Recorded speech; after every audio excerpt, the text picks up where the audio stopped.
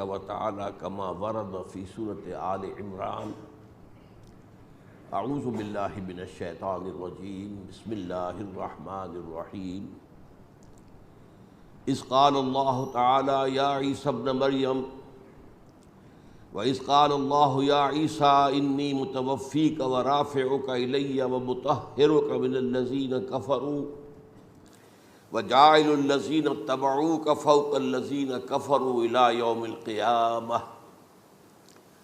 وقال عز وجل كما ورد في سورة النساء وقولهم إنا قتلنا المسيح عيسى ابن مريم وما قتلوه وما صلبوه ولكن شبه لهم وإن الذين اختلفوا فيه لفي شك منه ما لهم به من علم إلا اتباع الظن وما قتلوه يقينا.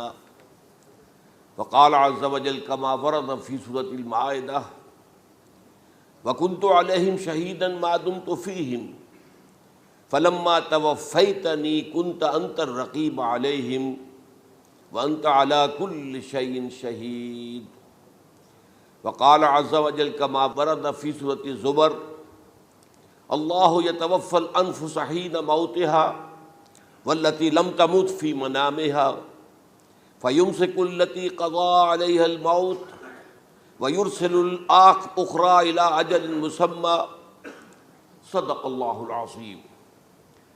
رب اشرح لي صدري ويسر لي أمري واحلل عقدة من لساني يفقهوا قولي.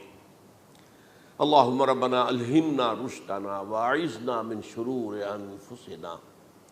اللهم أرنا الحق حقا وارزقنا اتباعه وأرنا الباطل باطلا وارزقنا اجتنابه. آمین یا رب العالمین. آپ کے علم میں ہے کہ آج میں وفات مسیح کے موضوع پر گفتگو کروں گا. اس کے پس منظر کے ضمن میں چند باتیں آپ کو بتانا چاہتا ہوں. نمبر ایک تو یہ کہ جتنے بھی فتنے اٹھے ہیں امت میں اور جو اب بھی اٹھ رہے ہیں وہ سلسلہ ختم ہونے والا تو نہیں ہے. ثلاثون دجالون کذابون چلتا رہے گا قیامت تک. تو ان میں ایک مشترک بات یہ ہوتی ہے کہ وہ کسی ایسے مسئلے کو جس پر کہ موجودۃ الوقت حالات جو ہوتے ہیں ان کے مطابق فضا سازگار ہوتی ہے اور اس کا کوئی جذباتی پہلو بھی ہوتا ہے، لیکن جو امت کے اجماع کے خلاف ہوتا ہے اس پر ڈیرا لگاتے ہیں، اس پر گفتگو کرتے ہیں، اس کو لوگوں کے منوا لیتے ہیں.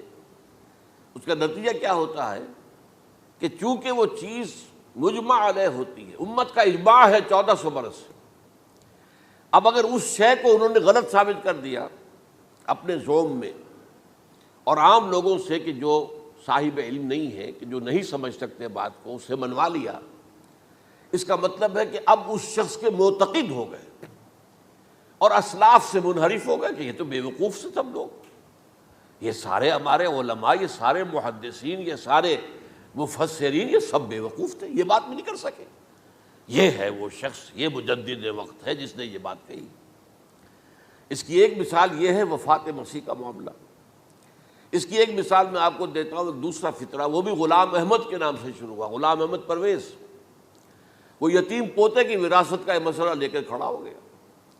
جیسے یہ غلام احمد قادیانی وفات مسیح کا کیسے ہو سکتا ہے کہ ہمارے نبی جو ہے وہ تو فوت ہو کر زیر زمین دفن ہو گئے اور یہ عیسیٰ جو ہے یہ آسمان پر اٹھا لیے، کیسے ممکن ہے؟ اب ظاہر بات ہے عام آدمی جو ہے مسلمان جس کی حضور سے محبت ہے، حضور کی دل میں تعظیم ہے، عظمت ہے، عقیدت ہے، وہ اس جال میں پھنس جائے گا. پھر وہ اپنے دلائل کے ساتھ اس کو جو ہے وہ، اور چونکہ ماحول بھی جو میں سب عرض کروں گا کہ اس کے موافق ہو جاتا ہے اس وقت. غلام احمد پرویز نے کیا کہ یتیم پوتے کا مسئلہ، اب یہ اجماع ہے اگر کسی شخص کا کوئی بیٹا اس کی زندگی میں فوت ہو جائے تو اس کا وراثت میں حصہ نہیں ہوتا. وراثت ہوتی ہے انہی میں جو اس کی موت کے وقت موجود ہو، بیٹے ہوں بیٹیاں ہوں. اب اگر جو فوت شدہ بیٹا ہے اس کے کوئی یتیم بچے ہیں تو اب اس میں بڑی ایک جو ہے دلیل، دیکھیے جی یتیم بچے بیچارے وہ محروم ہو گئے، یتیم بچوں کا تو زیادہ حق ہونا چاہیے. تو یہ تو اب قانون جو ہے اگر یہ اس پر اجماع ہے تو پھر وہی بات کہ یہ سب بے وقوف لوگ تھے، اور یہ تو بڑے سخت دل اور سنگ دل لوگ تھے جنہوں نے یہ بات گھڑ رکھی ہے۔ یہ میں نے آپ کو دو مثالیں دے دی۔ اب ظاہر بات ہے کہ جو اسلام کا قانون میراث ہے، قانون وراثت ہے، اس کے کچھ بنیادیں ہیں، اس کے کچھ اصول ہیں، ان اصولوں پر وہ کھڑا ہے اور اس کے مطابق جو ایک فیصلہ ہے وہ ہے۔ تو بہرحال یہ میں نے آپ کو مثال دی ہے کہ کسی ایسے مسئلے کو لے کر اس پر ڈیرا لگا لینا، مورچہ بنا لینا، اس سے اپنی عقیدت پیدا کر لینا، اسلاف سے برگشتہ کر دینا کہ یہ کوئی لوگ سمجھدار نہیں تھے، یہ بے وقوف لوگ تھے، جاہل لوگ تھے۔ اچھا، اب اسی پس منظر میں سمجھیے کہ 19ویں صدی کے اواخر میں کیا صورتحال ہندوستان میں ہو گئی تھی۔ انگریز آ گیا تھا اور 1857 کے بعد اس کی براہ راست حکومت قائم ہو گئی تھی۔ اس سے پہلے 1757 سے 1857 تک جو بھی حکومت تھی، ایک تو پورے ہندوستان پر نہیں تھی، لیکن یہ کہ جو بھی تھی وہ ایسٹ انڈیا کمپنی کی تھی، تاج برطانیہ کی نہیں تھی۔ 1857 کے بعد حکومت قائم ہو گئی۔ اب ظاہر بات ہے کہ جب انگریزوں نے فتح کیا ہمیں تو ہم پر روب طاری ہوا کہ نہیں؟ پھر جو زندہ قومیں ہوتی ہیں ان میں کچھ اچھے اوصاف ہوتے ہیں، ان کے اندر فرض شناسی ہے، ان میں دیانت داری ہے۔ انگریز ڈپٹی کمشنر تھا، 9 بجے کا وقت ہے تو ٹھیک 9 بجے دفتر میں موجود ہوگا۔ ہمارے لوگ جو آ رہے ہیں لیٹ آرام سے، لیکن یہ ہے کہ ان کی یہ چیزیں جو ہوتی تھی، پھر بات اگر کی ہے تو اس کو پورا کیا ہے، تو اس حوالے سے ان کا رعب ہوتا ہے۔ اسی طور پر اس زمانے میں ایک صورت یہ پیدا ہو گئی کہ نیوٹن کی فزکس آ گئی، اور معلوم ہوا کہ یہ تو گویا کہ آسمان کی وحی سے بھی زیادہ معتبر ہے۔ سائنس سے جو بات ثابت ہو جائے بس وہ حق ہے، اور جو ثابت نہ ہو سکے وہ ایسے ہی ہیں، وہ تو گویا کہ اوہام ہیں، ان کی کوئی حیثیت نہیں۔ اب اس زمن میں کیا ہوا، اس وقت جو ہے سر سید احمد خان ایک شخصیت ابھری۔ انہوں نے جب دیکھا کہ اسلام کی بہت سی چیزیں جو ہیں وہ سائنٹیفک جو انداز فکر ہے اس میں فٹ نہیں بیٹھتی۔ یہ فرشتے کس بلا کا نام ہے، سائنس تو نہیں بتاتی ہمیں، لہذا انہوں نے کہا فرشتہ کوئی نہیں ہے، یہ فورسز آف دی نیچر کو فرشتہ کہہ دیا گیا۔ یہ جن کیا بلا ہوتے، کوئی جن ون نہیں ہے، وہ تو سائنس کی اس میں تو نہیں آتے، دکھائی نہیں دیتے، کوئی جن نہیں۔ یہ تو جو مشتعل مزاج کے لوگ ہوتے ہیں انسان، ان کو جن کہہ دیا گیا کہ وہ آگ سے پیدا ہوئے۔ جیسے ہم کہہ دیتے ہیں فلاں شخص غصے میں آگ بگولا ہو گیا، تو وہ آگ تھوڑی ہو جاتا، یہ تو استعارہ ہے۔ اس طرح یہ جو معجزات ہیں یہ کوئی شے نہیں، ان کی بھی فزیکل توجیحات۔ یہ حضرت موسیٰ جب پار ہوئے اپنی قوم کو لے کر سمندر کے، تو یہ کوئی معجزہ نہیں تھا، یہ کوئی حضرت موسیٰ کی ضرب کی وجہ سے پھٹا نہیں تھا سمندر، بلکہ وہ تو مد و جزر کا معاملہ تھا۔ جس وقت سمندر اترا ہوا تھا، جزر میں تھا، تو موسیٰ اپنی قوم کو لے کر گزر گئے۔ جب فرعون آیا اپنے لشکر کے ساتھ تو سمندر مدھ پر آ گیا، چڑھ آیا، لہذا وہ ہلاک ہو گئے۔ تو معجزات کا انکار، ان تمام کے اندر ایسی فضا پیدا ہو گئی تھی کہ جو عقلی اور سائنٹیفک، عقلی سے آگے بڑھ کر، ایک تو عقلی ہوتا منطقی، ایک ہے عقلی سائنٹیفک، کہ اس کے حوالے سے جو چیز اسلام کی فٹ نہیں بیٹھی، جیسے کہ آپ کہتے ہیں round peg in a square hole اور square peg in a round hole. اب اسکوئر پیگ ہے، راؤنڈ ہول ہے، تو آپ کو اس کے کونے تراشنے پڑیں گے تب وہ اس ہول میں جائے گا، لہذا انہوں نے وہ کونے تراشے، اسی کے طرز پر پھر چلے ہیں۔ جو آپ کو معلوم ہے علامہ مشرقی، انہوں نے بھی جب شروع کیا اپنا دھندا، تو ان کے پہلے کتابچے کیا تھے؟ مولوی کا غلط مذہب نمبر 1، مولوی کا غلط مذہب نمبر 2، مولوی کا غلط مذہب نمبر 3، چھوٹے چھوٹے کتابچے شائع کر رہے ہیں، مولویوں سے علماء سے برگشتہ کر دیا۔ اب معلوم ہوا کہ یہ شخص ہے مجدد وقت، یہ مولویوں کے پاس تو کچھ نہیں ہے۔ اسی کا معاملہ پھر وہ انکار حدیث کی شکل میں آیا، جن میں کہ ایک بڑی شخصیت جو ہے وہ غلام احمد کی، غلام احمد پرویز، کیونکہ اللہ تعالیٰ نے اسے صلاحیت دی تھی، اچھا انشا پرداز تھا، لکھنا اچھا آتا تھا، بولتا بھی اچھا تھا، تو ظاہر بات ہے فتنہ وہی شخص پیدا کر سکتا ہے جو باصلاحیت ہو۔ جس میں کوئی صلاحیت نہیں وہ کیا فتنہ پیدا کرے گا؟ وہ نہ دنیا میں کوئی ترقی کرے گا، نہ دین میں کرے گا، نہ فتنہ انگیزی کر سکے گا۔ وہ تو جیسا بھی ہے معاملہ عام معمول جو ہے لوگوں کا، جیسی بھیڑ چال چل رہی ویسے چل جائے گا۔ تو اس فضا میں اصل میں غلام احمد پرویز نے جو ڈیرا لگایا، وہ وفات مسیح پر تھا۔ یہ سب غلط ہے۔ یہ کہ مسیح زندہ آسمان پر اٹھا لیے گئے، کیسے ممکن ہے؟ ممکن ہے یہ کوئی الہونی بات ہے؟ سائنس اس کو مان سکتی ہے؟ وہ تو اصل میں ٹھیک ہے، ان کا کہنا کیا ہے کہ مسیح کو سولی تو چڑھایا گیا تھا، لیکن وہ اس پر مرا نہیں، فوت نہیں ہوا، موت واقع نہیں ہوئی۔ پھر جب اس کو اتار لیا گیا تو وہ زخمی تھا، مجروح تھا، لیکن تھا زندہ۔ پھر اس کو غار میں رکھ دیا گیا۔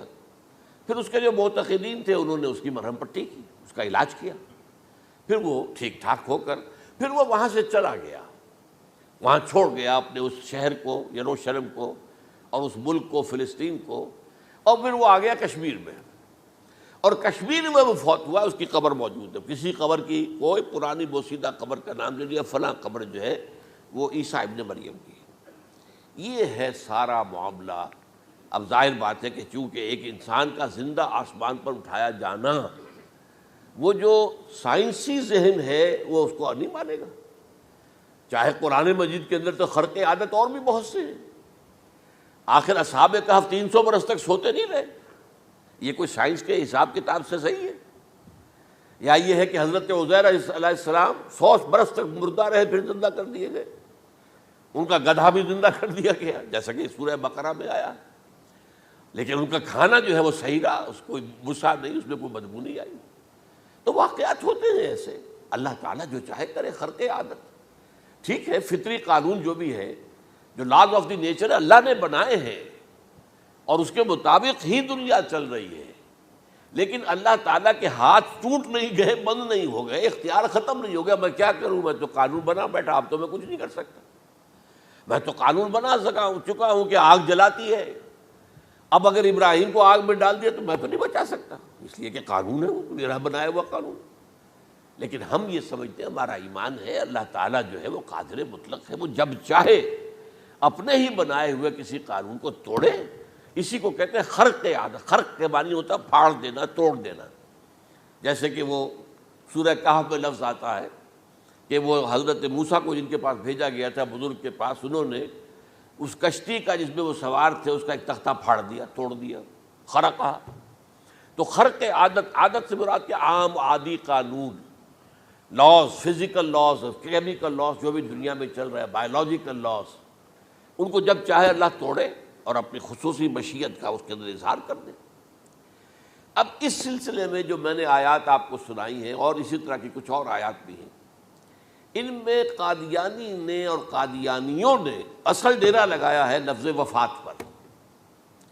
اصل میں یہ لفظ کیا ہے جو لوگ عربی زبان سے واقف نہیں، ان کو بڑی آسانی، وفات وفات وفات، یہ تو آ گیا، توفیتو، توفیتا، متوفی کا، اے موسیٰ میں تمہیں وفات دے دوں گا، اے اللہ جب تو نے مجھے وفات دے دی، تو وفات تو قرآن میں ہے۔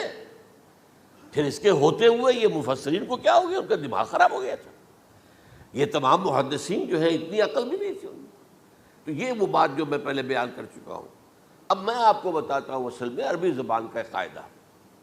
عربی زبان کے اندر ایک سے حرفی روٹ ہوتا ہے، اس سے الفاظ بنتے چلے جاتے۔ مختلف کھانوں میں پانی ہے، پانی کو آپ نے گلاس میں ڈال دیا، کوئی اور شیپ ہو گئی، کپ میں ڈالا کوئی اور شیپ ہو گئی، اور تشت میں ڈالا کوئی اور شیپ ہو گئی، شیپ تو بدل جائے گی، ہے تو وہی کا وہی پانی۔ تو اسی طریقے سے مثلاً میں مثال دے رہا ہوں آپ کو، علم یعلم، علم، کسی شے کو جان لیا، عالم یعلم، اعلامن، کسی کو کچھ بتا دیا، علمہ خود جان لیا، اور عالم یعلم اعلامن، کسی کو کچھ بتا دینا، علم یعلم تعلیمن، کسی کو کوئی بات بڑی اچھی طرح ذہن نشین کرانا، بار بار دہرانا، سمجھا دینا، یہ تعلیم ہو گئی۔ تعلم یتعلم تعلمن، خود علم حاصل کرنا۔ اب علم یعلم سے عالم بنا، اور علم یعلم سے معلم بنا، اور تعلم یتعلم سے خود علم حاصل کرنا، اس سے متعلم بنا، متعلم جو کہ علم حاصل کر رہا ہے۔ اسی طرح استعلام، علم حاصل کرنا، کسی چیز کے بارے میں جسے ہندی میں کہتے جانکاری حاصل کر لینا، اویئرنیس حاصل کر لینا۔ اب وہی لفظ ہے علم، اب کہیں آپ اس کے مادے کو دکھا کر اور اس کے معنی میں الٹ پھیر کریں گے تو جو شخص عربی زبان سے واقف نہیں وہ تو نہیں جانے گا اس کو۔ اسی طرح کی مثال ہے وفا، وفا یفی، وقا یقی، وفا یفی، اوفا یوفی ایفاءً، وفا یوفی توفیتاً، توفا یتوفا تعفن، اور استیفاء۔ یہ اسی طریقے سے میں نے مثال آپ کو دے دی۔ وفا یفی کے مادے سے اس مصدر سے کوئی لفظ قرآن میں نہیں آیا، لیکن اردو میں آپ کو معلوم ہے نا بڑا پیارا مصرع ہے، وہ وعدہ ہی کیا جو وفا ہو گیا۔ بھئی وعدہ وفا کرو، وعدہ پورا کرو، اس کے معنی ہے پورا کر دینا، کسی کو کوئی چیز پوری دے دینا۔ اور اس کے بعد اوفا یوفی، اس کے معنی بھی وہی ہے، بھرپور۔ اس سے بنے گا اوفو بعہدی اوف بعہدکم، یہ جو سورہ بقرہ کے 5ویں رکوع میں آیا ہے، یہودیوں تم میرے عہد کو پورا کرو تو میں تمہارے عہد کو پورا کروں گا، تم میرے عہد کو پورا کرو، میں نے تم سے عہد لیا تھا کہ جو رسول نبی امی آئیں گے، نبی رسول امی، اس کو تمہیں ماننا ہے، اس کا ساتھ دینا ہے۔ اوفو بعہدی، اب اس عہد کو پورا کرو۔ اوف بعہدکم، تو میں تمہارے ساتھ برکات خیرات جیسی پہلے رہی ہیں ابھی باقی رکھوں گا۔ وفا یوفی، پورے اہتمام سے پورا کر دینا، کسی کو دے دینا چیز پورے اہتمام کے ساتھ، جیسے علمہ یعلم، پورے اہتمام کے ساتھ درجہ بدرجہ ایک بات ذہن نشین کرنا۔ یوفی، اس کا جیسے وَإِبْرَاهِيمَ الَّذِي وَفَّى، ذرا اس ابراہیم کا تذکرہ کرو جس نے سارے تقاضے جو اللہ کے تھے پورے کر دیے، بھرپور۔ جو امتحان آیا اس میں وہ ثابت قدم نکلے۔ توفا یا توفا، یہ آیا کسی شے کو پورا پورا لے لینا۔ اب ایک ہے پورا پورا دے دینا، ایک ہے پورا پورا لے لینا، ایک ہے کسی کو علم دینا، علمہ یعلم تعلیماً، کسی کو پورا دینا، وفا یوفی توفیتاً، کسی سے علم حاصل کرنا، تعلم یتعلم تعلماً، کسی سے پورا پورا لے لینا ہے، توفا یتوفی، اور اسی طرح استیفاء، کسی سے پورا لے لینا۔ یہ لفظ آیا ہے ویل للمطففین الذین اذا اکتالوا علی الناس یستوفون واذا کالوہم ووزنوہم یخسرون۔ ہلاکت و بربادی ہے ان ڈنڈی مارنے والوں کے لیے جو جب تول کر لیتے ہیں تو پورا لیتے ہیں، اور جب دیتے ہیں تو اس میں کمی کر دیتے ہیں، ڈنڈی مار جاتے ہیں۔ الا یظن اولئک انہم مبعوثون، کیا انہیں یاد نہیں رہا ہے کہ یہ دوبارہ اٹھائے جائیں گے، اللہ کے سامنے کھڑے ہوں گے، حساب ہوگا پورا پورا، پیسے پیسے کا۔ تو یہ میں نے آپ کو اس گردان سے بتا دیا کہ ایک ہی لفظ جو ہے وہ کتنے معنی دے رہا ہے۔ مادہ ایک ہے، وفا یوفی پورا کر دینا، اوفا یوفی پورا کر دینا، لیکن توفا یتوفی پورا لے لینا، استیفاء پورا لینا، اذا اکتالوا علی الناس یستوفون واذا کالوہم ووزنوہم یخسرون۔ اب دیکھیے اس میں قرآن مجید جو ہے اس کے ضمن میں سب سے جو فیصلہ کن آیت ہے وہ سورہ زمر کی ہے، اور یہ جو میں نے پچھلی مرتبہ بھی آپ سے کہا تھا، لا یاتیہ الباطل من بین یدیہ ولا من خلفہ، قرآن پر باطل حملہ آور ہو ہی نہیں سکتا، نہ سامنے سے نہ پیچھے سے۔ اب دیکھیے یہ ساری آیتیں جن میں حضرت مسیح کا ذکر ہے اور وفات کا لفظ جو ہے مختلف صورتوں میں استعمال ہوا ہے، اس میں سورہ زمر جو کہ مکی صورت ہے اس میں ہے وہ کانٹے دار آیت جس سے مسئلہ حل ہوتا ہے۔ وہ کیا ہے؟ وہ میں نے آپ کو سنائی ہے، اللہ یتوفی الانفس حین موتہا، اللہ قبض کر لیتا ہے، لے لیتا ہے نفس کو اس کی موت کے وقت، واللتی لم تمت فی منامہا، اور جس کے مرنے کا وقت نہیں آیا، مرا نہیں ہے، اس کی نیند میں لے لیتا ہے۔ فیمسک التی قطع علیہ الموت، تو جس پر موت کا فیصلہ ہو چکا ہے اس کو تو روکے رکھا ہے، موت کے وقت لیا اور روکے رکھا، اور ویرسل الاخری الی اجل مسمی، اور جو دوسرے ہیں جن کی موت کا وقت نہیں آیا ان کو مؤخر کر دیتا ہے، واپس کر دیتا ہے، لوٹا دیتا ہے۔ اب سوال یہ، نیند میں کیا چیز اللہ لیتا ہے؟ کیا جان لیتا ہے؟ جائز بات نہیں، شعور نہیں چلا۔ ایک ہے انسان کا شعور، وہی تو سب سے اعلیٰ شے ہے، سب سے اونچی چیز تو وہی ہے۔ یہ شعور ختم ہو گیا تو انسان کہاں رہا؟ اس کے نیچے جو کچھ ہے وہ تحت شعور ہے، سب کانشیس مائنڈ۔ تو خواب واب جو ہوتے ہیں وہ سب کانشیس مائنڈ کے ہوتے ہیں، وہ کانشیس مائنڈ کے تو نہیں ہوتے۔ جو کانشیسنس ہے، شعور جو ہے، اور خاص طور پر خود شعوری، وہ نیند میں اللہ سلب کر لیتا ہے۔ تو محض شعور کے لیے بھی وفات کا لفظ آ گیا۔ ابھی تو جان یہی ہے، جو سویا ہوا ہے وہ مرا تو نہیں ہے، زندہ ہے۔ البتہ جب جس کو ہم موت کہتے ہیں وقت آیا تو شعور بھی لے لیا، جان بھی لے لی، دو چیزیں لے لی۔ حضرت عیسیٰ پر پورا اطلاق ہوا، مجسم عیسیٰ کو لے لیا، شعور بھی لے لیا، جان بھی لے لی اور بدن بھی لے لیا۔ تو گویا کہ لفظ توفا کا کامل اطلاق تو صرف عیسیٰ پر ہو رہا ہے۔ ہم جب مرتے ہیں تو ہمارا جسم تو یہی رہتا ہے، وہ تو گیا قبر میں، پورا قبض نہیں کیا اس نے، پوری شے کو اپنے قبضے میں نہیں لیا، جسم تو یہی ہے۔ لیکن یہ کہ موت کے اندر ظاہر بات ہے کہ جان گئی، اور جان ہی اصل چیز ہے۔ جب جان نکل گئی تو یہ کیا ہے؟ یہ تو یوں سمجھیے کہ اب ایسی چیزیں جلدی سے قبر میں دبا دو، ورنہ یہ سڑے گی، گل جائے گی۔ اور قبر میں بھی کیا ہوگا؟ کیڑے ویڑے کھائیں گے، ختم کریں گے، الا ماشاءاللہ جس کو اللہ چاہے۔ انبیاء کرام اور شہداء کی جسموں کو اللہ تعالیٰ نے محفوظ رکھا ہوا ہے، واللہ عالم۔ تو اس اعتبار سے تو اب توفا، اللہ یتوفی الانفس حین موتها، اب لفظ کا لفظ دیکھیے، یہ قرآن مجید میں نہ معلوم کتنے معنی میں آیا۔ ایک تو پورا وجود کسی کا یہ نفس ہے، میرا نفس، نفسی نفسی نفسی، کیا ہوگا جب قیامت کے دن ہم بول رہے ہوں گے؟ اور جو اللہ کے لیے بھی لفظ آ گیا نفس، نفس کے معنی ہم جب بولتے ہیں عام طور پہ تو وہ تو برے سچ میں بولتے ہیں، بھائی یہ نفسانی تقاضے ہیں، ان کو ذرا دبا کے رکھو۔ لیکن یہ نفس، یحذرکم اللہ نفسہ، اللہ تمہیں ڈراتا ہے اپنے آپ سے، یعنی اللہ اپنی ذات سے ڈراتا ہے کہ وہ جہاں رؤوف اور رحیم ہے وہاں پر وہ عذاب دینے والا بھی ہے، انتقام بھی لیتا ہے، شدید العقاب بھی ہے۔ تو یہ بھی ہو گیا نفس۔ پھر نفس جو ہے ہم اس کو بھی کہہ دیتے ہیں، جو کہ نفس کی ایک کیفیت ہے خاص، نفس لوامہ، نفس امارہ، نفس مطمئنہ، یا ایتھا النفس المطمئنہ ارجعی الی ربک راضیۃ مرضیہ۔ تو یہاں پر کیا ہے؟ نفس سے مراد پہلا جو ٹکڑا ہے، اللہ یتوفی الانفس حین موتها، شعور جو ہے اس پر لفظ نفس کا اطلاق ہوا۔ اور جب موت ہوتی ہے تو شعور کے ساتھ جان بھی اس کے اندر شامل، وہ نفس کا اطلاق ہو گیا اس پر بھی۔ اور اصل میں لفظ توفا جو ہے اس کا حقیقی مفہوم اگر پورا ہوا ہے اس معنی میں کہ پورا کا پورا لے لینا، تو وہ تو صرف حضرت مسیح علیہ السلام کے بارے میں ہے۔ شعور جمع جان جمع جسم، وہ سب کے سب اللہ تعالیٰ نے لے لی۔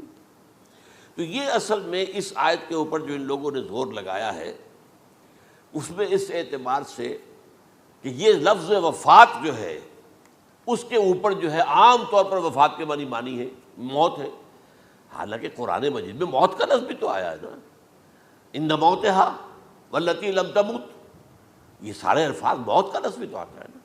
لیکن یہ کہ وفات کا لفظ بھی ہے، کوئی شک نہیں ہے، حضور کی وفات ہو گئی، فلاں کی وفات ہو گئی، یہ بھی ہے، لیکن یہ اس کا ایک استعمال ہے۔ وفا یفی، اوفا یوفی، وفا یوفی، توفا و یتوفی، استیفا یستعفی، یہ سارے الفاظ اسی سے وفا کے لفظ سے بن رہے ہیں۔ اب یہ کہ اس کے ضمن میں عقلی بات آپ کے سامنے رکھنا چاہتا ہوں۔ یہ تو میں نے آپ کے سامنے اس لفظ کے حوالے سے، کیونکہ سارا ڈیرا اس لفظ پر ہے ان کا۔ دیکھیے پہلی بات عقلی طور پر یہ ہے جو قرآن سے ثابت ہے، رسول کبھی قتل نہیں ہو سکتا، اور رسول کبھی مغلوب نہیں ہو سکتا۔ اس میں فرق ہے نبی اور رسول کا، نبی قتل ہو سکتا ہے، رسول قتل نہیں ہو سکتا۔ اب یہ علیحدہ بحث ہے، نبی کون ہوتا ہے، رسول کون ہوتا ہے۔ اس میں جو اجماع ہے تمام امت کا وہ کیا ہے کہ رسول خاص ہے، نبی عام ہے۔ نبی بہت آئے ہیں، 1.25 لاکھ آئے ہیں بعض روایات کی روح سے، رسول بہت تھوڑے 313 ہیں۔ قرآن مجید میں یوں سمجھیے کہ 20 کے قریب تو انبیاء کا ذکر ہے، اور 5-7 ہیں جو رسول ہیں۔ حضرت نوح رسول ہیں، آدم تو رسول نہیں تھے، نبی تو تھے۔ حضرت شیس رسول تو نہیں تھے، نبی تو تھے۔ حضرت ادریس رسول تو نہیں تھے، نبی تو تھے۔ نبی تو رسول جو ہے پہلے وہ تو حضرت نوح ہے۔ تو اس طریقے حضرت جو ہود ہیں، پھر حضرت صالح ہیں۔ اس حوالے سے نبی اور رسول کے فرق کو سمجھیے تو قرآن کہتا ہے کتب اللہ لاغلبن انا ورسلی، اللہ نے طے کر دیا ہے، لکھ دیا ہے، میں اور میرے رسول غالب آ کر رہیں گے۔ رسول مغلوب نہیں ہو سکتا۔ نمبر 2، وَلَقَدْ سَبَقَتْ كَلِمَتُنَا لِعِبَادِنَا الْمُرْسَلِينَ أَنَّهُمْ هُمُ الْمَنْصُورُونَ وَأَنَّ جُنْدَنَا لَهُمُ الْغَالِبُونَ۔ یہ بات ہمارے طرف سے طے کی جا چکی ہے، پہلے سے طے ہو چکی ہے، پہلے سے معین قانون ہے اپنے ان رسولوں کے بارے میں جنہیں ہم نے بھیجا ہو، رسولوں کے، نبیوں کے بارے میں نہیں، کہ وہی منصور ہوں گے، ان کی مدد کی جائے گی لا محالہ، اور ہمارا جو لشکر ہوگا یعنی رسول کے ساتھ جو لوگ ہوں گے وہ اللہ کا لشکر ہے، وہ حزب اللہ ہے۔ وَأَنَّ جُنْدَنَا لَهُمُ الْغَالِبُونَ، لازماً وہ غالب ہو کر رہیں گے۔ یہ 2 چیزیں جو ہے قرآن مجید کے اندر، یہ 2 آیات نص سے قطعی ہیں کہ رسول کبھی مغلوب نہیں ہو سکتا، رسول کبھی قتل نہیں ہو سکتا۔ اب عجیب بات دیکھیے سورہ آل عمران میں، کیونکہ حضرت عیسیٰ کے ساتھ حضرت یحییٰ بھی موجود ہیں۔ حضرت یحییٰ حضرت مریم کے خالہ زاد بھائی تھے، حضرت زکریا کے بیٹے تھے۔ سورہ آل عمران اور سورہ مریم دونوں میں آپ دیکھتے ہیں کہ پہلے یحییٰ کا ذکر ہوتا ہے، پھر عیسیٰ کا ذکر ہوتا ہے۔ یہ ہم عصر بھی تھے، لیکن یہ کہ سینئر تھے حضرت یحییٰ، لیکن حضرت یحییٰ کی مدح قرآن کرتے کرتے آخری بات کیا کہتا ہے؟ نبیم من الصالحین، لفظ رسول نہیں آیا ان کے لیے۔ اور وہیں سائملٹینیس کنٹراسٹ ہے سورہ آل عمران میں حضرت عیسیٰ کے لیے، وہ سارے ان کی مدح رسولاً الی بنی اسرائیل، وہ رسول تھے اور وہ نبی تھے۔ نبی قتل ہو گئے، ایک آبرو باختہ لڑکی کی فرمائش پر قتل کر دیا۔ ایک ڈانسر، اس پر بادشاہ اس وقت جو تھا، وہ بادشاہ کیا تھا؟ وہ ایسے بادشاہ ہوتے تھے اس زمانے میں جیسے ہمارے ہاں بھاولپور کے جو ہے نواب ہے، بادشاہ تو انگریز تھا، حکومت تو اس کی تھی، لیکن ایک اٹانومی سی دے رکھی تھی۔ راجے جو ہیں، راجہ صاحب ہیں، مہاراجہ ہیں، یہ راجے مہاراجے اور نواب جو ہوتے تھے یہ ایک اٹانومی تھی۔ باقی یہ کہ اصل میں تو بادشاہ جو ہے تو انگریز کی تھی۔ تو اسی طرح کی ایک اٹانومی جو ہے حکومت وہاں اس وقت تھی اصل میں رومیوں کی، اس کا گورنر وہاں موجود تھا پائلیٹس پونٹس، لیکن یہ کہ انہوں نے یہودیوں کو ایک مذہبی اٹانومی دے رکھی تھی۔ چنانچہ ہیڈرن ان کا ادارہ تھا، دارالقضاء، جہاں چوٹی کے ان کے فقہاء اور لیڈر جو تھے، ربائی، وہ بیٹھتے تھے اور فیصلے کرتے تھے۔ کسی مذہبی معاملے میں جو فیصلہ وہ کر دیتے تھے یہ ان میں معاہدہ تھا، وہ فیصلہ جو ہے وہ پھر ایگزیکیوٹ کیا جائے گا، وہ فیصلہ آخری ہوگا ان کا۔ وہ خود تو سزا نہیں دے سکتے، سزا تو گورنر دے گا، لیکن یہ کہ اگر ہیڈرن جو ہے ان کا جو وہ ہے ادارہ ٹاپ کا، وہ اگر سزا دے دے، سلا دے، تو گورنر کو وہ سزا دینی پڑے گی۔ یہ ان کا طے تھا معاملہ۔ تو اس نے حضرت مسیح علیہ السلام کو مرتد قرار دیا، جو ہیڈرن ان کا سب سے اونچا ادارہ تھا۔ اس اعتبار سے ان کو جو ہے، لیکن جیسا کہ میں بتا رہا تھا کہ حضرت عیسیٰ رسول تھے، وہ قتل نہیں ہو سکتے تھے، مغلوب نہیں ہو سکتے تھے، لیکن حضرت یحییٰ نبی تھے، ان کو وہی جو اس وقت کا جو یہودیوں میں سے جو بادشاہ تھا نام کا، جو ہیروڈ اینٹیپاس، یوں سمجھیے کہ اس نے کچھ بہت حرام کاری کی ہوئی تھی، شاید اپنے بھائی کی کسی بیوہ کو، وہ مجھے ایگزیکٹلی یاد نہیں ہے، بغیر اس کے کہ وہ عدت مدت پوری ہو پھر نکاح ہو، اسے اپنے گھر میں ڈالا ہوا تھا، اور اس کی جو لڑکی تھی اس کے اوپر بھی عشق آ گیا تھا، آپ کو دل آ گیا تھا، شادی بھی کرنا چاہتا تھا اس سے، اور اس کا ڈانس تھا، اس پر کہا مانگو کیا مانگتی ہو۔ تو اس نے کہا، اس لیے کہ حضرت یحییٰ جو ہے تنقید کرتے تھے بہت کہ یہ تم کیا حرام کام کر رہے ہو، تم نے جس طریقے سے جس عورت کو گھر میں ڈالا ہوا ہے تم گناہ کر رہے ہو، تم شریعت کے خلاف کام کر رہے ہو۔ اس کو کہا تھا یو ڈاٹر آف سن، اس لڑکی کو کہا تھا تم جو کہ گناہ کی بیٹی ہو، اور وہ ناراض تھے، اور وہ ملکہ بھی جو تھی اس وقت تھی، اور یہ اس کی بیٹی بھی بہت ناراض تھے۔ تو انہوں نے کہا مجھے وعدہ لے لیا کہ دیکھو جو کہہ رہے ہیں جو مانگوں گی مانگنا پڑے گا، ہاں مانگوں گا، مجھے یحییٰ کا سر چاہیے۔ ایک دفعہ تو وہ کانپ گیا، اسے اندیشہ تھا کہ اگر یحییٰ کو میں نے قتل کر دیا تو یہودیوں کے اندر ہو سکتا بغاوت ہو جائے، لیکن پھر اس نے پھر تانا دیا تم کیسے بادشاہ ہو، اپنا وعدہ پورا نہیں کرتے۔ پھر انہوں نے کہا ٹھیک ہے، حکم دیا، اور وہ جیل میں تھے پہلے سے ہی، وہاں گیا اور جو ہے ان کا سر قلم کیا، لا کے پیش کر دیا۔ تو نبی جو ہیں جن کی بڑی مدح ہوئی ہے سورہ مریم کے اندر جب آپ پڑھیں گے تو ان کی شان جو ہے، لیکن نبی تھے، صرف رسول نہیں تھے۔ اور حضرت عیسیٰ رسول تھے، رسول قتل نہیں ہو سکتا، نبی قتل ہو سکتا۔ تو یہ قاعدہ جو ہے وہ بھی قرآن نے اس سائملٹینیس کنٹراسٹ کے حوالے سے سورہ آل عمران میں حضرت یحییٰ اور حضرت عیسیٰ کا تقابل کر کے بتا دیا۔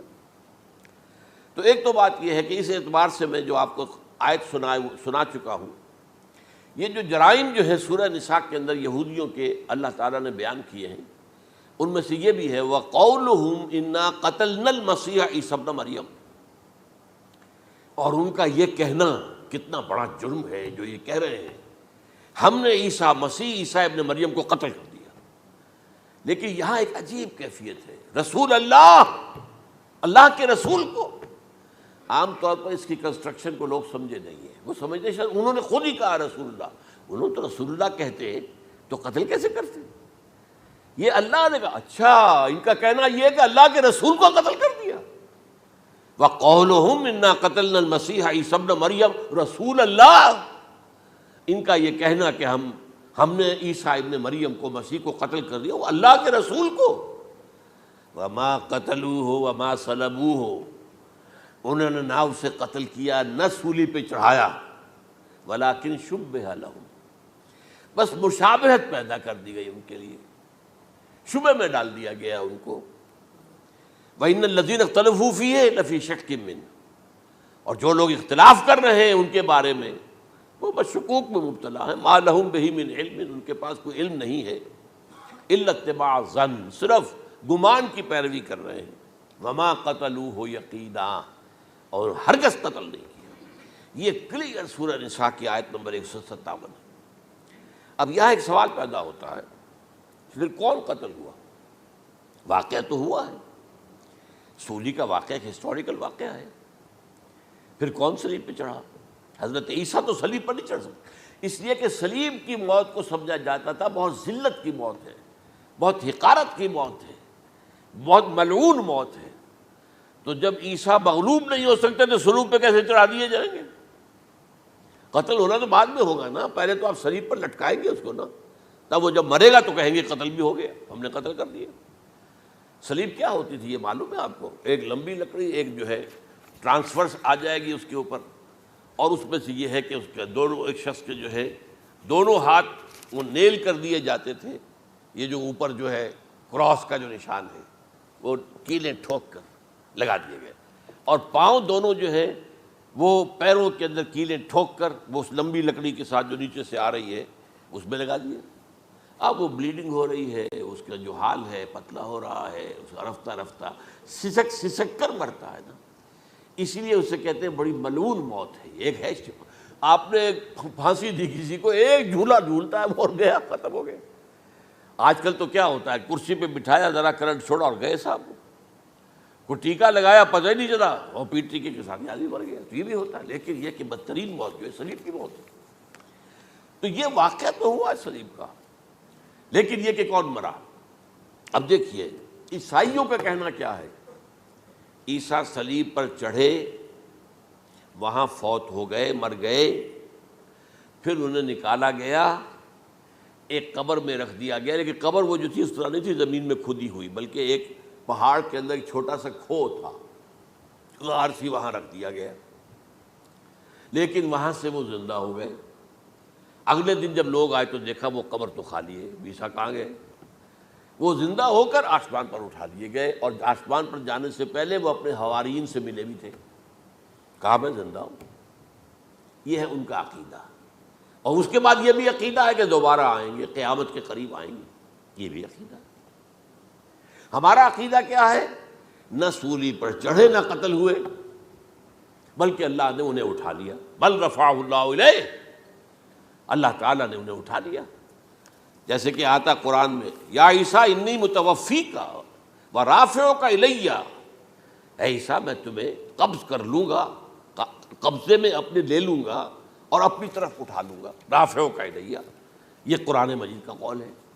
البتہ یہ ہمارا بھی عقیدہ ہے کہ وہ دوبارہ آئیں گے، وَإِنَّهُ لَعِلْمٌ لِلسَّاعَةِ، وہ قیامت کی ایک عظیم ترین نشانی ہوں گے کہ جب وہ آئیں گے، اور اس کے بعد جو ہے یا جو اینٹی کرائسٹ ہوگا کہ جو کہ جھوٹا عیسیٰ ہوگا، جھوٹا دعویٰ کرے گا، جسے کہ مسیح الدجال کہا گیا، اس کے ساتھ مقابلہ ہوگا، اسے قتل کریں گے، اور تمام یہودی اس کے بعد قتل ہو جائیں گے، جو بھی اس وقت تک کفر پر قائم رہیں گے۔ اگر ان میں سے کوئی اس وقت حضرت عیسیٰ پر ایمان لے آئے تو وہ شاید بن جائے۔ بہرحال یہ ہے یہود، ان کا جو ہے قادیانیوں کا وہ عقیدہ کیا ہے، سولی پر تو چڑھا، گویا کہ ذلت والی بات تو ہو گئی، مغلوب تو ہو گیا، قرآن کی نفی اس پہلے کیوں، وما صلبوہ وما قتلوہ، تو گویا کہ سولی پر چڑھ گیا تو وہ بدترین جو ہے تکلیف، مصیبت، مشقت، وہ ساری تو آ گئی، مغلوبیت تو آ گئی، لیکن یہ کہ اس کے بعد کہتے ہیں مرا نہیں، وہ ابھی وہ سسک ہی رہا تھا کہ اتار دیا گیا۔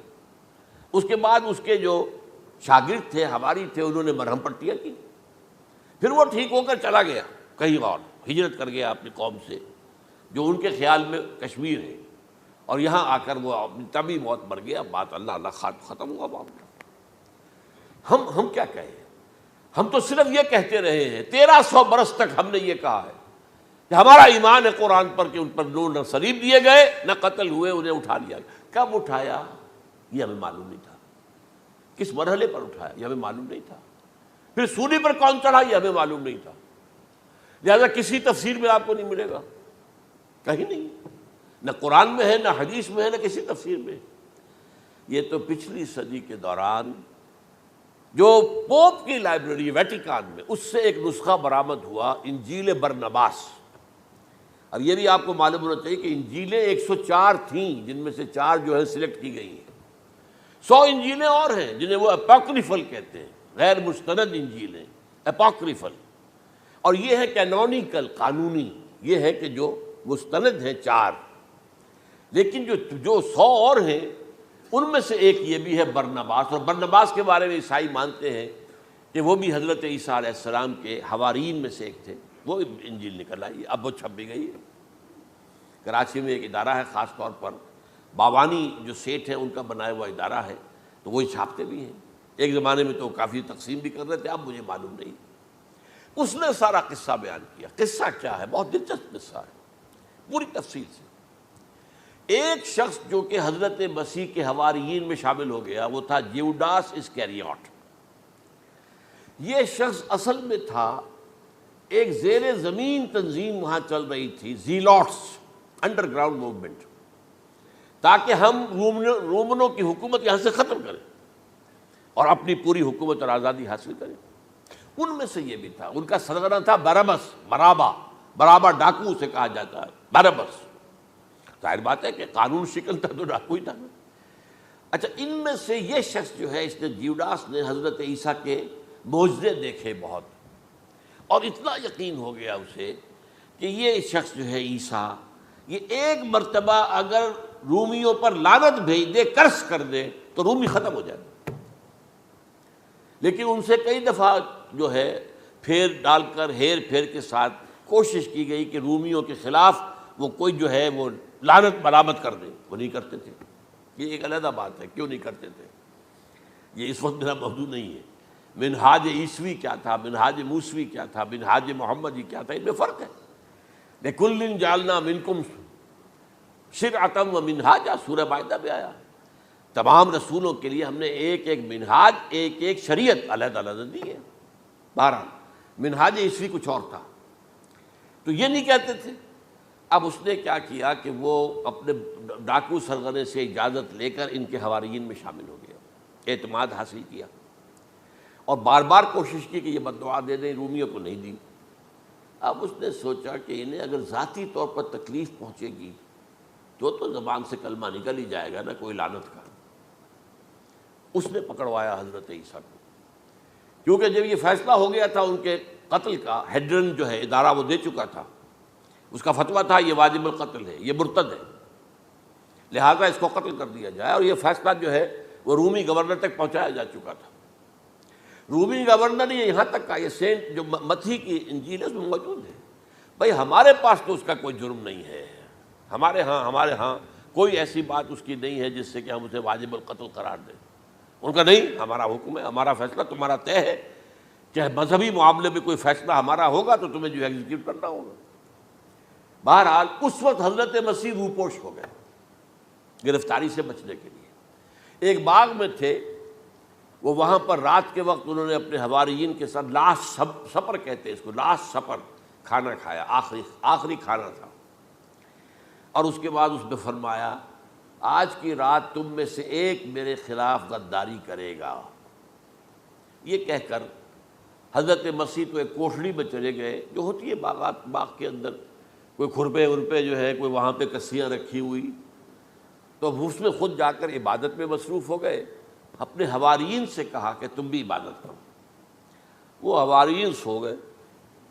اب یہ اسکریوٹ جو ہے یہ اٹھا، یہ گیا رومیوں سے جا کر کہا میں پہنچا دیتا ہوں عیسیٰ تک، پکڑوا دیتا ہوں، آؤ میرے ساتھ۔ 30 ان کے آدمی آئے، وہ اس سے کہا باغ کے باہر کھڑے رہو تم، میں اندر جاؤں گا، تھوڑی دیر کے بعد تم آنا، جسے میں کہوں اے میرے استاد، پکڑ لینا اسی کو۔ یعنی رومنز کو معلوم نہیں تھا کہ یہ کون ہے عیسیٰ، لیکن یہ کہ یہ تو یہودیوں کو معلوم تھا نا سب کچھ۔ ہوا کیا کہ وہ جب اندر آیا ہے اور کوٹھڑی میں داخل ہوا، اسی وقت اس کی شکل بدل دی گئی حضرت مسیح کی، شبہ لہم، مشابہت پیدا کر دی گئی، شبیہ بدل دی گئی، اور چھت پھٹی، 4 فرشتے اترے اور حضرت مسیح کو لے کر آسمان پر چلے گئے۔ تو باہر آیا وہ، تو جیسے ہی وہ یہ باہر آیا، وہ باقی ہماری جان گئے، اے ہمارے استاد، اسی وقت جو ہے وہ رومی داخل ہو گئے، تو پکڑ لیا۔ تو اصل میں گرفتار ہوا ہے برنباس کی انجیل کے مطابق یوڈاس اسکریوٹ، وہ سولی چڑھا ہے، لعنتی موت اس پر آئی، کیوں آئی ہے؟ غداری کی اس نے، بٹرے کیا حضرت مسیح علیہ السلام کو، تو وہ تو مستحق تھا، کوئی ظلم نہیں تھا۔ اگر عیسیٰ کی جگہ کسی اور کو دے دیا جاتا ایسے کسی کو پکڑ کر، تو وہ تو ظلم ہو جاتا نا، اس کا تو کوئی جرم نہیں تھا، تو یہ تو واقعی مجرم تھا۔ وہ سولی چڑھا ہے اور حضرت عیسیٰ کو اٹھا لیا۔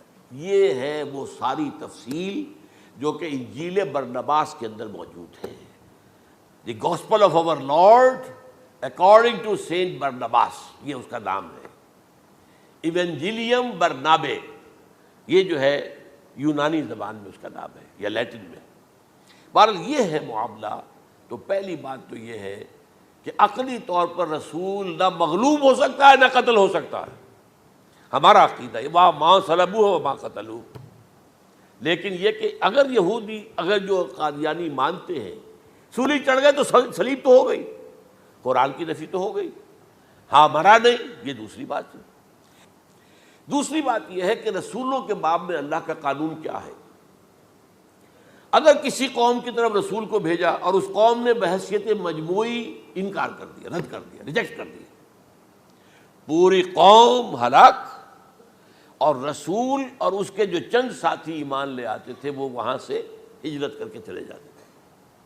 لیکن ہجرت کر کے جاتے تھے تو اس کے بعد کسی اور مقام پر کریں گے اہل نظر تازہ بستیاں آباد، پھر وہاں پر ایک قوم انہوں نے جو ہے اپنا مرکز بنایا، ایک نئی امت کھڑی ہو گئی۔ اس کی سب سے بڑی مثال کیا ہے؟ قوم عاد ختم ہوئی حضرت ہود علیہ السلام کو ریجیکٹ کرنے کے باعث، ہلاک کر دی گئی۔ حضرت ہود علیہ السلام اپنے ساتھیوں کو لے کر، یہ قوم عاد تھی عرب کا جزیرہ نما، عرب کے جنوبی علاقے کے اندر جو اب صحرا ہے، بہت بدترین صحرا ہے، الربع الخالی جسے کہتے ہیں، خالی ہے، وہاں کوئی زندگی کے آثار ہے ہی نہیں، نہ کوئی پتیاں ہیں، نہ کوئی گھاس ہے، نہ کوئی انسان ہے، نہ کوئی حیوان، کچھ نہیں، الربع الخالی، بدترین صحرا ہے۔ وہ صحرا ایسا ہے کہ اس کے اندر کوئی چیز ٹکتی نہیں ہے، جو چیز اوپر ہوگی وہ دھستی چلی جائے گی، اندر چلی جائے گی۔ ورنہ عام صحرا کے اندر ریت کے اوپر اونٹ بھی چلتا ہے، انسان بھی چلتے ہیں، لیکن اس میں نہیں۔ تو یہاں پر قوم عاد جو ہے آباد تھی، اور اب جو ہے وہ سیٹلائٹ سے دیکھ لیا گیا ہے کہ قوم عاد کا جو بڑا بادشاہ تھا شداد، اس نے جو جنت بنائی تھی وہ موجود ہے، زیر زمین اسی صحرا کے نیچے دفن شدہ موجود ہے، جس کو کہا گیا ہے الم تر کیف فعل ربک بعاد ارم ذات العماد التی لم یخلق مثلها فی البلاد، ایسے ایسے ستونوں والا جیسے پہلے دنیا میں بنے ہی نہیں تھے۔ وہ قوم عاد تھی، بڑی زبردست قوم تھی، قوم جبارین، لیکن یہ کہ اس کے بعد ہلاک ہو گئی۔ اب حضرت ہود اپنے مسلمان ساتھیوں کو لے کر نکل گئے، جزیرہ نما عرب کے مغربی کونے میں جا کر، شمال مغربی کونے میں آباد ہو گئے۔ وہاں ایک نئی قوم پیدا ہوئی، سمود۔ اب یہ اسلامی بستی بن گئی، لیکن اس کے اندر بھی پھر بعد میں زوال آیا، پھر وہاں نبی بھی آئے، لیکن اس کے بعد یہ کہ آخری رسول بھیجے گئے حضرت صالح، اور وہ بھی ہلاک ہوئے کیونکہ حضرت صالح کو انہوں نے رد کر دیا۔ تو یہ میں نے مثال دی ہے آپ کو کہ رسول جو ہے وہ وہاں سے اگر ہجرت کرتا ہے تو ہجرت کر کے وہ یہ نہیں جان بچا کے جا کے گمنامی میں کہیں مر گیا، وہ تو جا کر اپنے ساتھیوں کو لے کر جائے گا، اور جا کر جو ہے وہاں پر جو ہے ایک نئی جگہ پر آباد ہوگا، ایک نئی تہذیب ابھرے گی۔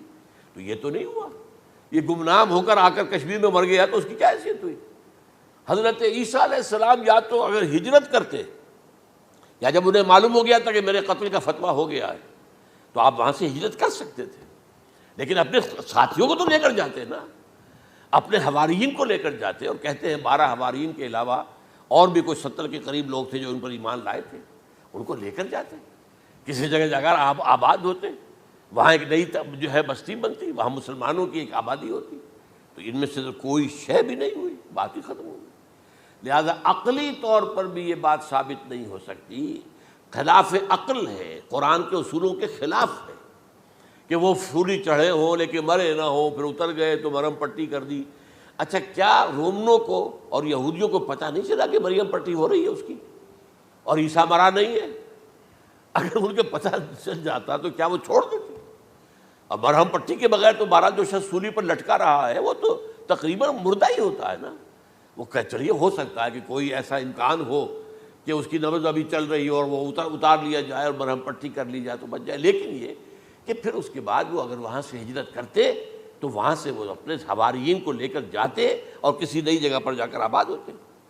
ان دونوں اعتبارات سے یہ بات ناقابل قبول ہے، ناقابل یقین ہے۔ لیکن اسی مسئلے کو لے کر انہوں نے، جو جیسا کہ میں نے بتایا تھا، وفات ہو گئی، کیسے ہو سکتا ہے ہمارے نبی جو سید المرسلین ہے وہ تو زیر زمین دفن ہو گئے اور یہ جو آسمان پر اٹھا لیے گئے، یہ کیسے ہو سکتا؟ بس اس کے اوپر عام لوگ جو ہیں وہ متاثر ہوئے، اور خاص طور پر وہ سائنٹیفک مائنڈ جو بن گیا تھا، تو چونکہ سائنس کے اس خاکے کے اندر وہ بات فٹ نہیں بیٹھتی، لہٰذا ان لوگوں نے اس کو قبول کیا۔ اب یہ کہ یہ جو واحد استثناء ہوا ہے یہ کسی اور کے ساتھ نہیں ہوا۔ ویسے حضرت مسیح کی پوری شخصیت مستثنیٰ ہے، بن باپ کے تو کوئی اور رسول پیدا ہوا ہی نہیں، نہ نبی پیدا ہوا۔ پھر وہ معجزے جو حضرت مسیح کو ملے کسی نبی کو نہیں ملے۔ حضرت صالح کو ایک ہی معجزہ ملا تھا نا ایسا کہ لوگوں نے کہا کہ تم یہ اس چٹان میں سے ابھی ایک گابن اونٹنی برآمد کر کے دکھا دو، وہ دکھا دی گئی، پھر ہلاک کر دیے گئے۔ لیکن جو اور معجزے حضرت مسیح کو دکھائے ہیں وہ بچپن میں بولے ہیں، گود میں تھے یا پگوڑے میں تھے، بولے ہیں انی عبد اللہ آتانی الکتاب و جعلنی نبیا۔ یہ بات نہ ہوتی تو حضرت مریم کے کیا حشر کرتی قوم کہ تمہاری بغیر شادی کے یہ کہاں سے لے آئی ہو تم، یہ تو ولد الزنا ہے۔ پھر تو یہ سارا معاملہ جو ہے حضرت عیسیٰ بولے ہیں وہاں پہ، خود وہ بچہ بولا ہے۔ اب اس کے بعد بولنے کی لوگوں کے اندر کیا گنجائش تھی؟ زندہ کو مردہ کر دینا، ثم باذن اللہ، مردہ زندہ ہو گیا، اور تخلیق حیات، ایک پرندہ بنانا گارے کا، پھونک مارنا اور اڑتا ہوا پرندہ بن جائے، ایک کوڑی کے جسم پر ہاتھ پھیرنا اور کوڑ ختم، ایک مادرزاد اندھے کی آنکھوں پر ہاتھ پھیرنا اور بینائی آ گئی۔ یہ سارے معجزات، مستثنیٰ شخصیت ہے۔ ان کا یہ استثناء کیوں کیا گیا، یہ بڑی تلخ بات ہے، یہ یاد کر لیجیے، کیونکہ یا تو قوم اسی وقت ہلاک کر دی جاتی جیسا کہ ہوا قوم نوح، قوم ہود، قوم عاد، قوم سمود، قوم شعیب، یہ ہوا کہ نہیں ہوا؟ اور سدوم اور عمورہ کی بستیاں جہاں حضرت لوط بھیجے گئے، اور آل فرعون جو ہلاک کیے گئے، یا تو پوری قوم ہلاک کی جاتی؟ نہیں، یہ یوں سمجھیے کہ اس پورے معاملے کو درمیان میں سے ایک وقفہ دے دیا گیا، حضرت عیسیٰ کو اٹھا لیا گیا، اور حضرت عیسیٰ دوبارہ آئیں گے۔ یہ کیوں کیا گیا؟ اب اس میں بڑی تلخ بات آپ سے کہہ رہا ہوں، یہ آپ کے لیے قبول کرنا آسان نہیں، حلق سے نیچے اٹھنے کی مشکل سے۔ اس قوم کو زندہ رکھا گیا ہے جو ملعون اور مغضوب علیہم قوم ہے۔ سب سورہ فاتحہ میں مفسرین لکھتے ہیں ضالین یہ نصارہ ہیں اور مغضوب علیہم یہ یہودی ہیں، اور قرآن کہتا ہے لعن الذین کفروا من اہل الکتاب علی لسان داؤد عیسی ابن مریم، لعنت کی گئی ایک ملعون اور مغضوب قوم کے ہاتھوں آخری امت محمد، اور اس کا بھی بہترین حصہ، اس پر عذاب ان کے ہاتھوں آئے گا، عربوں پر عذاب یہودیوں کے ہاتھوں، اس لیے ان کو بچایا گیا۔ یہ میں نے کئی دفعہ واقعہ سنایا، مولانا اصلاحی صاحب بتایا کرتے تھے، کیونکہ وہ راجپوت تھے، یو پی کے راجپوت مشرقی حصے کے، کہ ہمارے ہاں کوئی نوجوان اگر کوئی بڑی گری ہوئی حرکت کرتا تھا تو اس کے سر پر چمار کے ذریعے، چمار کے ہاتھوں جوتا لگوایا جاتا تھا۔ اگر راجپوت کے سر پر راجپوت کا جوتا گرا تو چلو تکلیف تو ہوئی، لیکن یہ کہ راجپوت ہی کا جوتا گرا ہے نا، پڑا ہے، لیکن راجپوت کے سر پر چمار کا جوتا، جس کو آپ انگریزی میں کہتے ہیں to add insult to injury, وہ تکلیف بھی ہے جوتا کھانے کی اور انسلٹ ہے کہ ایک چمار مار رہا ہے۔ یہ امت سب سے خیر امت ہے، کنتم خیر امت اخرجت للناس، اس کے لیے عذاب بھی بدترین آئے گا، اور کن پر آئے گا؟ اس امت کا جو اصل نیوکلیس ہے عرب، جس کے بارے میں حضور کی حدیث موجود ہے ویل للعرب، عرب کے لیے بہت بڑی ہلاکت ہے۔ اور آج ہماری نظر میں آ رہا ہے وہ ملعون اور مغضوب علیہم قوم ان کے سینے کے اندر خنجر کی طرح بھونکی گئی ہے، اور 30 کروڑ کے قریب عرب بے حمیتی، بے غیرتی، بزدلی، کمزوری، ذلت، مسکرت کی مثال بنے ہوئے۔ کوئی بول سکتا ہے اس اسرائیل کے خلاف؟ کوئی بول سکتا ہے؟ 30-35 لاکھ آدمی ہے اسرائیل کے اندر یہودی، اس سے زیادہ تو امریکہ میں 50 لاکھ کے قریب، کل 1.25 کروڑ آدمی ہے یہ یہودی پوری دنیا کے اندر۔ لیکن دیکھیے جو چاہتا کرتا ہے، جب چاہا اس نے عراق کے ایٹمک انسٹالیشن کو تباہ کر دیا، اور سعودی عرب کی فضا میں اس کو فیول کیا ہے انہوں نے، دوبارہ ریفیولنگ جو ہوئی ہے ان کے جہازوں کی، وہ سعودی عرب کی فضا میں ہوئی۔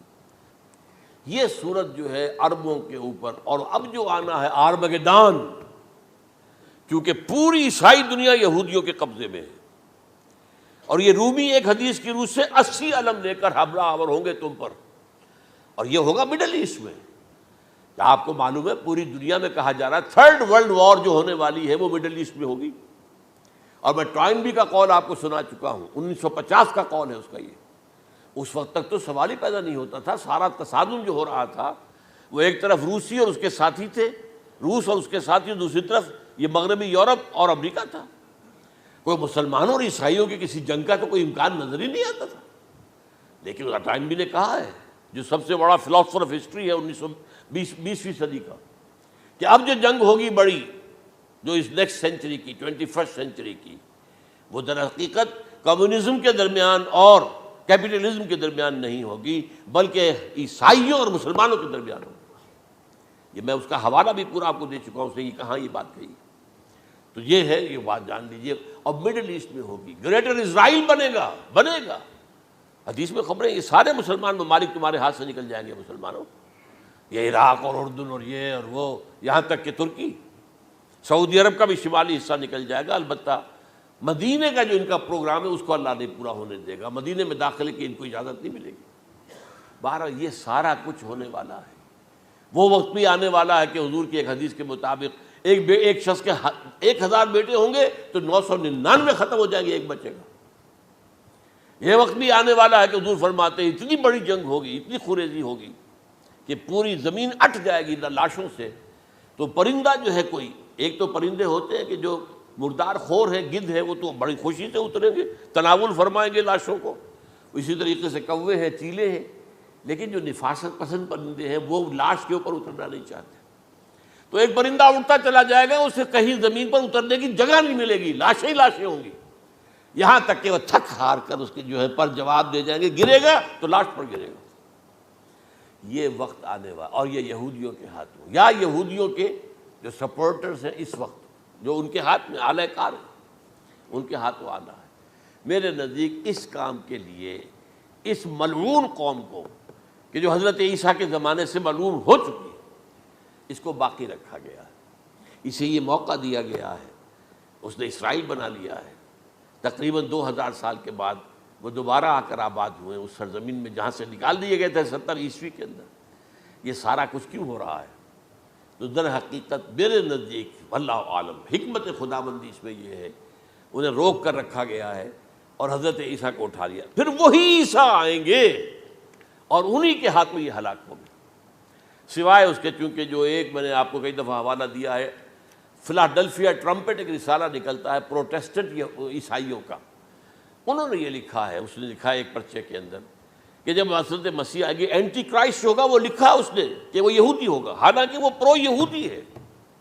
وہ جتنے بھی یہ جو کرسچن زائنسٹ ہیں یہ تو یہودیوں سے بڑھ کر زائنسٹ ہیں، ان کے بڑے سپورٹرز ہیں، تو لیکن اس نے لکھا ہے اینٹی کرائسٹ ول بی اے جیو۔ ابھی کچھ عرصے پہلے آپ کو یاد ہوگا نوسٹریڈیمس کا بڑا چرچا ہو گیا تھا، اس کی جو ہے وہ پیشن گوئیاں اور یہ کہ ایک مسلمان ہوگا اینٹی کرائسٹ، اور صدام کے بارے میں اشارے کیے جا رہے تھے کہ وہ اینٹی کرائسٹ ہوگا وغیرہ وغیرہ، لیکن انہوں نے لکھا ہے کہ وہ اینٹی کرائسٹ یہودی ہوگا، اور اس نے لکھا 80% یہودی قتل ہو جائے گا۔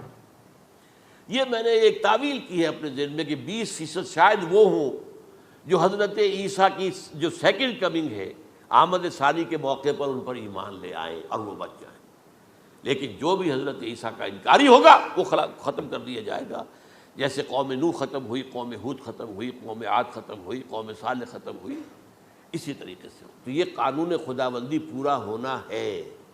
بس ایسے ہی ہے جیسے کسی کو پھانسی کا حکم تو ہو گیا ہو لیکن ابھی ایگزیکیوشن نہ ہوئی ہو، ہوتا ہے 2 سال 3 سال گزر جاتے ہیں کہ پھانسی کا حکم ہے لیکن یہ کہ اب وہ پھانسی نہیں ہو رہی ہے، وہ اپیلوں در اپیلیں معاملہ چل رہا ہے۔ یہ ہے میرے نزدیک واللہ اعلم، اللہ تعالیٰ نے یہ